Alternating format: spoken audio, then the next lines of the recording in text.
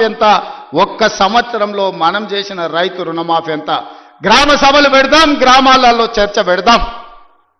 ఆనాడు వాళ్ళు పండించిన పంట కొనుగోలు చేయడానికి ఐకేపీ కేంద్రాలు తెరవకపోతే ఈరోజు 8,000 పైచీలకు ఐకేపీ కేంద్రాలు తెరవడమే కాదు, 48 గంటలు తిరిగే లోపల ఉత్తమ్ కుమార్ రెడ్డి గారు ఏ రైతు పంట అమ్ముకున్నాడో అతని ఖాతాలో నగదు బదిలీ చేయడమే కాదు, 500 రూపాయల బోనస్ ఇచ్చి ఇవాళ రైతుల ఆత్మగౌరవం పెంచే విధంగా ఈరోజు రాష్ట్ర ప్రభుత్వం ప్రయత్నం చేస్తుంది.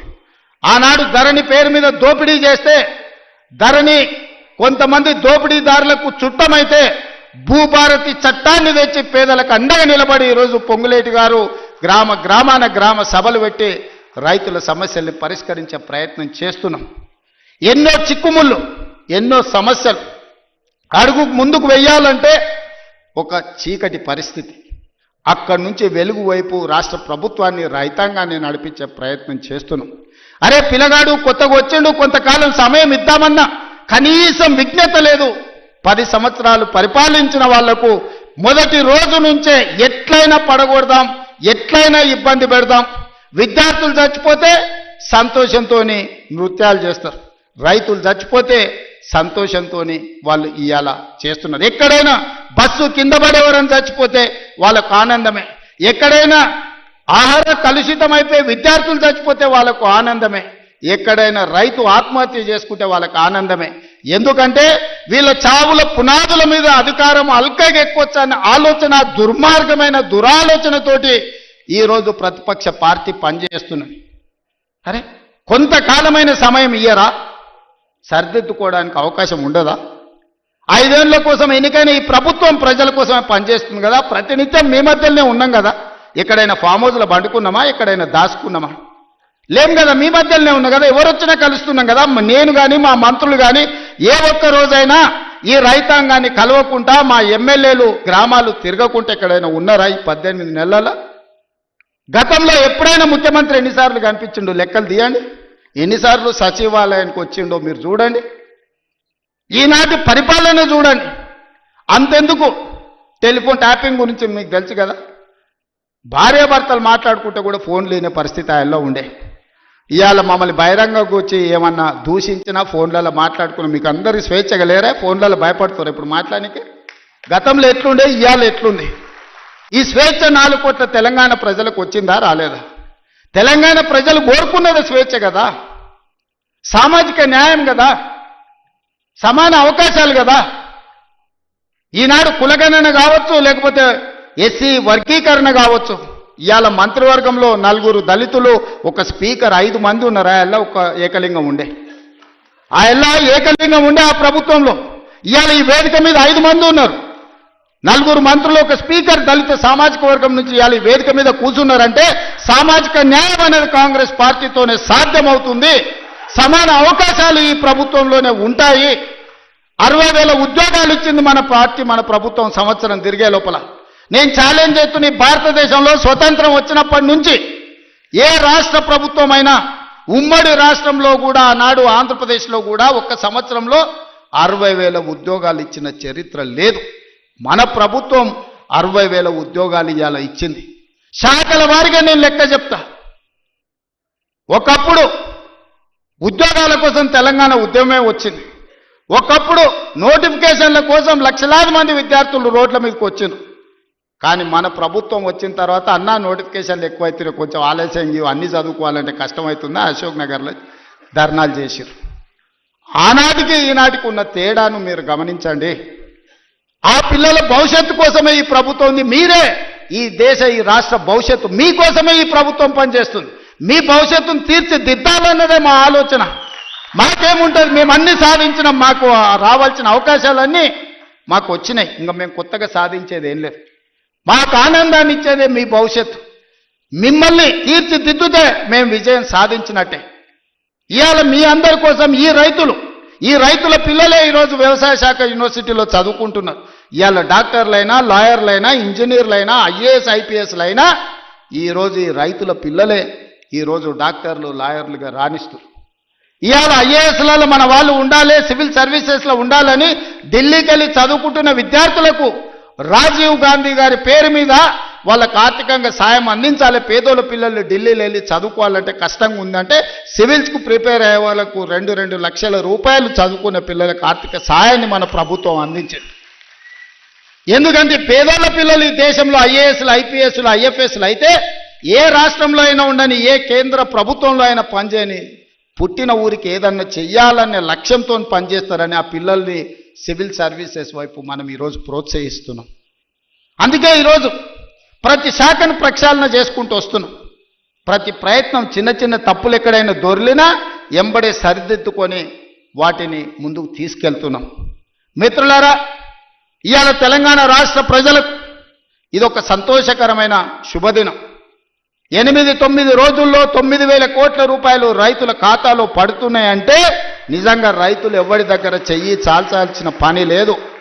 ఏ పెట్టుబడికైనా ఇంతకుముందే పెద్ద ఆయన వచ్చి చెప్పిపోయిండు, సార్ ఉత్త ఒడ్లే కాదు, కూరగాయలు పండిస్తే లాభం ఉంది, మొక్క పండిస్తే లాభం ఉంది, ఆలుగడ్డలు పండిస్తే లాభం ఉంది, నేను పెట్టుబడి పెట్టిన దానికంటే నాకు అధికంగా లాభం వచ్చింది, డ్రిప్ ఇవ్వాలని పెద్ద ఆయన వచ్చి చెప్పిపోయింది. దాని నుంచి మనం నేర్చుకోవాల్సిన అవసరం ఉంది.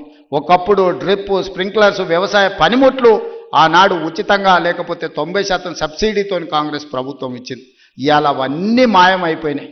అందుకే మళ్ళీ వ్యవసాయ శాఖ మంత్రి గారికి నేను సూచన చేస్తున్నా, వ్యవసాయ పనిముట్లను రైతులకు అందించి మంచి పంటలు పండించడానికి అవసరమైన కమర్షియల్ క్రాప్స్ను ప్రోత్సహించాల్సిన అవసరం ఉంది. ఎందుకంటే వ్యవసాయం లాభసాటిగా కావాలి. వ్యవసాయం వ్యవసాయ కుటుంబాలకు, కుటుంబంలో 4 ఉంటే ఒకరు కుటుంబాన్ని చూసుకోవాలి, ఒకరు వ్యవసాయం చూడాలి, ఒకరు ఉద్యోగం చేయాలి, ఇంకొకరు వ్యాపారం చేయాలి. అప్పుడే ఆ కుటుంబం ఆర్థికంగా నిలబడుతుంది. అప్పుడే రాష్ట్రం అభివృద్ధి పదం వైపు నడుస్తుంది. రాబోయే 10 సంవత్సరాలలో తెలంగాణ ఎకానమీని $1 ట్రిలియన్ ఎకానమీ చేయాలంటే వ్యవసాయం లాభసాటిగా మారాలి. రైతుల పెట్టుబడికి 2 లాభం వచ్చినప్పుడే తెలంగాణ రాష్ట్ర ఆర్థిక వ్యవస్థ అభివృద్ధి పదం వైపు నడుస్తుంది. మరి తెలంగాణ రాష్ట్ర ఆర్థిక వ్యవస్థ అభివృద్ధి పదం వైపు నడపాలంటే పరిశ్రమలు పెట్టే వాళ్ళకు సబ్సిడీలు ఇవ్వడమే కాదు, పరిశ్రమలు పెట్టే వాళ్ళకు భూములు ఇవ్వడమే కాదు, వ్యవసాయం చేసుకుంటున్న పేద రైతులకు కూడా సబ్సిడీలు ఇవ్వాల్సిన అవసరం ఉంది, ఇన్సెంటివ్లు ఇవ్వాల్సిన అవసరం ఉంది, టెక్నాలజీని బదిలీ చేయాల్సిన అవసరం ఉంది, సాంకేతిక నైపుణ్యాన్ని నేర్పాల్సిన అవసరం ఉంది. ఈరోజు టెక్నాలజీలో ఏఐ టెక్నాలజీ వచ్చింది. రైతుకు తెలీదు పాపం, 2 ఎకరాలలో ఒడ్లు పండిస్తే మొత్తానికి యూరియా చల్లుతాడు. కానీ ఎక్కడ సమస్య ఉందో అక్కడనే చల్లగలిగిన సాంకేతిక నైపుణ్యాన్ని తెస్తే ఎరువుల బాధ దప్పుతుంది, కలుషితమైన ఆహారం తగ్గుతుంది, భూమి సారవంతమైన నేలగా ఉంటుంది. ఇట్లాంటి సాంకేతిక నైపుణ్యాన్ని కూడా ఈరోజు వ్యవసాయ శాఖ నేర్చుకోవాల్సిన అవసరం ఉంది, రైతులకు నేర్పాల్సిన అవసరం ఉంది.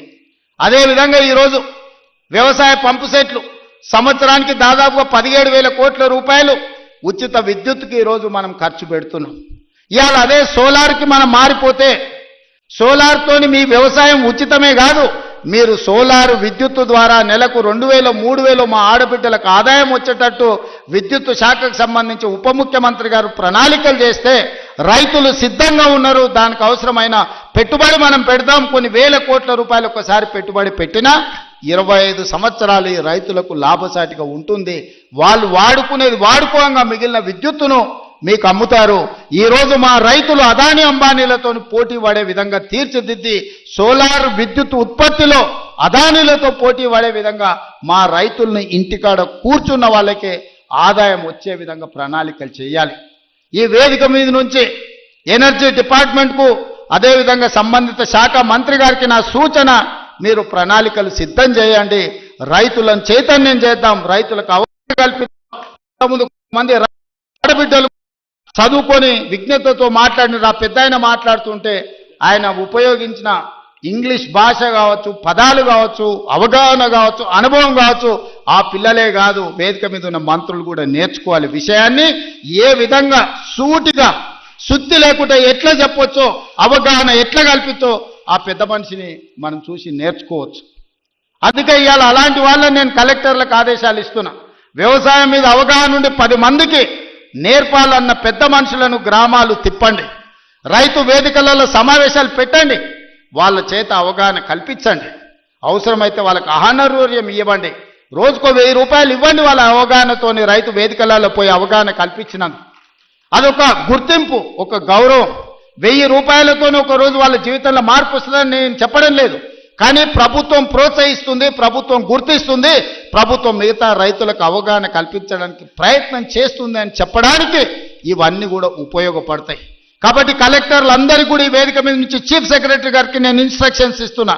కలెక్టర్లందరినీ కూడా మీరు కలెక్టర్స్ కాన్ఫరెన్స్ తీసుకొని సోలార్ పంపు సెట్ల వల్ల ఉన్న ప్రయోజనం ఈరోజు రైతులకు వరే కాకుండా ఇతర లాభసాటి పంటలు ఏ విధంగా పండించాలి, భూమి యొక్క సారాన్ని చూసి ఏ భూమిలో ఏ పండ్ల తోటలు వస్తాయో, ఏ భూమిలో ఏ కూరగాయలు పండుతాయో, ఏ భూమిలో ఏ పంట అధిక దిగుబడి వస్తుందో, అది మొక్కజొన్న వస్తుందా, లేకపోతే పత్తి వస్తుందా, మిర్చి వస్తుందా, లేకపోతే కందులు వస్తాయా. మా కొడంగల్ తాండూరు ప్రాంతంలో మేము కందులు పండిస్తాం.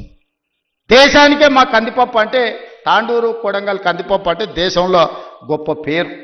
ఏ ఏరియాలో ఏ పంట వండుతుందో, అచ్చంపేట ప్రాంతంలోకి పోతే దోసకాయలు వండుతాయి. దోసకాయ కందిపప్పు ఎంత బ్రహ్మాండంగా ఉంటుందా, చికెన్ మటన్ కూడా వనికిరాదు దాని ముందర. ఇప్పుడు ఆ పిల్లలకు తెలియకుండానే పోయింది. కొత్త తరానికి ఇప్పుడు దోసకాయలు అంటారు, వెనక బుడంకాయలు అనేటోళ్ళు. అవునా? కందిపప్పులా వేసి చేస్తే మన అమ్మనో నాయనమ్మనో వండితే మటన్ చికెన్ కంటే టేస్టీగా ఉండేది. జొన్న రొట్టెతోని కందిపప్పు బుడంకాయలతో తింటే ఎంత మజా ఉండేది. ఇవాళ ఆ రుచులే పోయినాయి. అందుకే ఈరోజు పంట మార్పిడి జరగాలి, ఆలోచనలో చైతన్యం రావాలి, ప్రజలకు ఉపయోగపడాలి. మనము పోయి ఎక్కడెక్కడనో పోయి ఏదో కొత్త రకాల వంటలు, కొత్త రకాల డైట్ అని తీసుకొస్తున్నారు కొత్త కొత్తవి. ఎందుకంటే మన పెద్దోళ్ళు మనకి ఇచ్చిపోయారు, జొన్న రొట్టె తినండి, మీ బట్టలు మీరు ఉతుక్కోండి, 6 ప్యాక్ ఉంటుందో లేదో మీకు తెలుస్తుంది.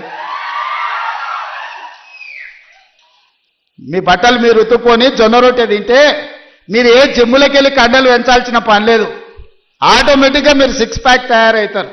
అవేవి చేయకుంటుండి జిమ్ములలో పోయి స్టెరాయిడ్స్ వారి ఆరోగ్యాన్ని పాడు చేసుకుంటారు. అందుకే ఈరోజు మా రైతులను ఇన్ని లక్షలాది మందిని వేదిక మీద నుంచి, వ్యవసాయ యూనివర్సిటీ నుంచి లక్షలాది మంది రైతులను ఉద్దేశించి ప్రసంగించడమే కాదు, వాళ్ళకు వేలాది కోట్ల రూపాయలు బదిలీ చేయడం ఇదొక మర్చిపోని జ్ఞాపకం. మీ అందరికీ ఈ ప్రభుత్వం అండగా నిలబడుతుంది. రాబోయే రోజుల్లో భూమి అనేది మీకు ఇండ్ల పట్టా అనేది ఇందిరమ్మ ఇల్లు అనేది ఇందిరమ్మనే ఇచ్చింది. ఆనాడు దొరల దగ్గర, భూస్వాముల దగ్గర వేలాది ఎకరాలు ఉంటే అగ్రికల్చర్ సీలింగ్ యాక్ట్ తీసుకొచ్చి ఆ భూములన్నీ తీసుకొని పేదోళ్లకు అసైన్మెంట్ పట్టాల పేరు మీద పంచిపెట్టారు. అటవీ ప్రాంతంలో ఉన్న ఆదివాసులకు, లంబాడ సోదరులకు పోడు భూముల పట్టాలిచ్చి వాళ్ళని భూ యజమానులను చేసింది. ఇల్లు లేనోళ్లకు ఇంటి పట్టా ఇచ్చింది, ఇల్లు కట్టుకోలేని వాళ్ళకు ఇందిరమ్మ ఇల్లు కట్టించింది. డబుల్ బెడ్రూమ్ ఇల్లు అన్నాడు. ఎవరికన్నా ఇక్కడ ఉన్న పేద రైతుకు డబుల్ బెడ్రూమ్ ఇల్లు వచ్చినాదే. కానీ ఇవాళ లక్షలాది ఇందిరమ్మ ఇల్లు ఇవ్వడానికి మనం ముందుకు వచ్చినాం. మీరు ఇండ్లు కట్టుకోండి, ఒక ఇంటి వాళ్ళు కాండి, ఉన్న ఊర్లో ఇల్లు, ఇంత వ్యవసాయ భూమి అనేది మన ఆత్మగౌరవం. అంతకుమించి రైతులు ఏం కోరుకుంటలేరు. వాళ్ళు కష్టపడ్డ పంటకు వాళ్ళు గిట్టుబాటు ధర అడుగుతారు. అవి కూడా ఇవ్వలేని పరిస్థితిలో ఈ ప్రభుత్వం లేదు. మిమ్మల్ని ఆదుకుంటుంది, మీకు అండగా నిలబడుతుంది. పంట మార్పిడి చేయండి. మీరు ఏం పండించినా పంట మనం కొనుగోలు చేయడానికి అవసరమైన కేంద్రాలను ఏర్పాటు చేస్తాం. నాకు మంచి టీం ఉన్నది, మంచి మంత్రులు ఉన్నారు, అనుభవం కలిగిన వాళ్ళు ఉన్నారు.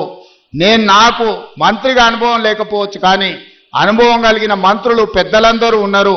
వాళ్ళందరి సహకారంతో ఒక మంచి పరిపాలన అందించి తెలంగాణ రాష్ట్రం దేశానికి ఆదర్శంగా నిలబడే విధంగా, తెలంగాణ రాష్ట్రం ఈ దేశంలోనే మొదటి స్థానంగా ఉండే రాష్ట్రంగా తీర్చిదిద్దే బాధ్యత తీసుకుంటాం. ఎవరు ఎన్ని గోల పెట్టినా, ధర్నాలు చేసినా, రోడ్డు మీద బండి దొల్లినా, తొడుక్కున్న బట్టలు చించుకున్నా 10 ఏళ్ళు మన ప్రభుత్వమే ఉంటుంది. నేను ఈ మాట చెప్పదలుచుకున్నా.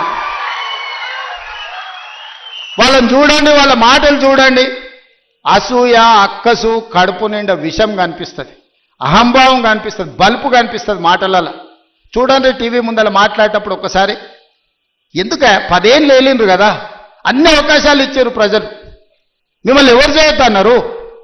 రైతు భరోసా ఇవ్వద్దన్నారా? లేకపోతే రైతుకు పండించిన పంటకు గిట్టుబాటు ధర ఇవ్వద్దన్నారా? రైతు రుణమాఫీ చేయొద్దన్నారా? మీ కాలంలో సర్పంచుల బిల్లులు చెల్లించొద్దన్నారా? కాంట్రాక్టుల బిల్లులు చెల్లించొద్దన్నారా? రోడ్లు వేయొద్దన్నారా? చెట్లు పెంచొద్దన్నారా? ఎవరన్నారే? 10 ఏళ్ళు మొత్తం మీ ఇష్టారాజ్యంగా పరిపాలన చేసి రాష్ట్రాన్ని రావణ కాష్టంగా మార్చి రాష్ట్రం మొత్తం విధ్వంసం చేసి బొందల గడ్డగా మార్చి ఇంకా సిగ్గు లేకుండా రోడ్ల మీదకి వచ్చి మమ్మల్ని తిట్టే పని చేస్తున్నారు. మీరు ఎన్ని తిడితే ఆ తిట్లన్నీ ఆశీర్వాదం కింద మారుతాయి. అందుకే వాళ్ళని పట్టించుకోవడం మానేసిన నేను. ఎందుకంటే రోడ్డు మీద మనం పోతుంటే అరుస్తూనే ఉంటాయి. కొన్ని అరిసినప్పుడు అరిసిన దానికల్లా వెనక్కి తిరిగి రాయితో కొట్టం కదా. నేను పని చేస్తా, మీరు వాళ్ళ పని చూడండి అని తెలియజేస్తూ మీ అందరి దగ్గర సెలవు తీసుకుంటారు.